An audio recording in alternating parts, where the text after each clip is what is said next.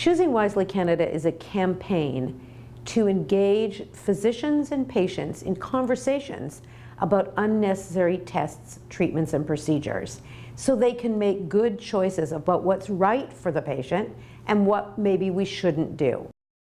In wave 1 of the Choosing Wisely campaign, we had 9 medical societies release 41 recommendations, and our second wave includes 61 recommendations from 12 new societies in the campaign. In addition, an exciting part is that we have 6 patient groups that are joining as major partners in the Choosing Wisely campaign. One of the reasons that we really need this campaign is we really have a culture that suggests that more is better, and people come to expect doctors to do tests and treatments, and doctors expect to order tests and treatments. And it's very important for us to sit back and reflect on whether these help patients or may even be harmful to patients. And it's not going to happen overnight that this will change. We realize it's a culture change to communicate the message that more is sometimes not the best and less can actually be what patients should want.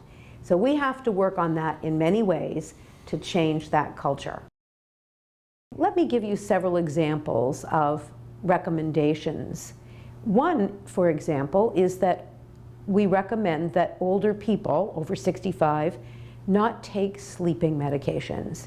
A third of people in Canada over 65 routinely take sleeping medications, and we know that these drugs often cause more harm than good.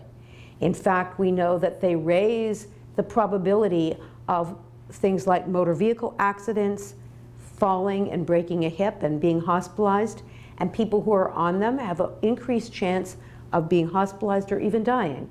So we encourage conversations about how to make sleep better, but without these medications that can be risky. Another example is that many hospitals or outpatient settings routinely order tests before a patient is going to have surgery. Some of these surgeries are very low risk, and the patients are young and have no risk of cardiac conditions. And so we would recommend that they not have these routine tests before surgery when it's not indicated. Choosing Wisely Canada has made efforts to try and help educate patients on a variety of these topics. One of the things that we've done is created patient pamphlets that are on the website and easily available on a whole variety of topics, like the use of studies for if your bones are healthy, or whether you need EKGs or something called a stress test or x-rays.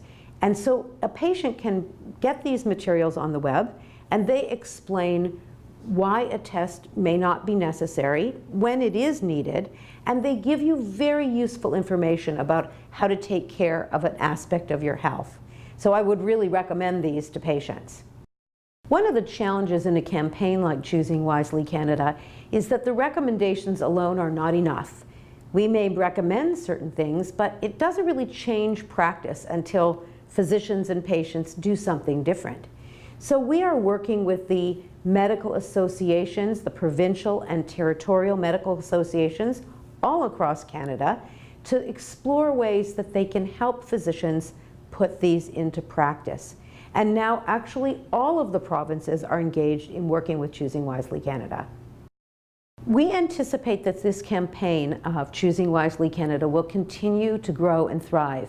One of the really exciting things about the campaign is that many physician groups are coming to us and asking how do they participate? How can they help put these recommendations into practice in their setting? And we see a high degree of interest in the physician community. But in addition, the growing number of patient groups is also very encouraging, because this indicates that the message is starting to resonate with the public and with patients, and we expect that that's going to continue to grow.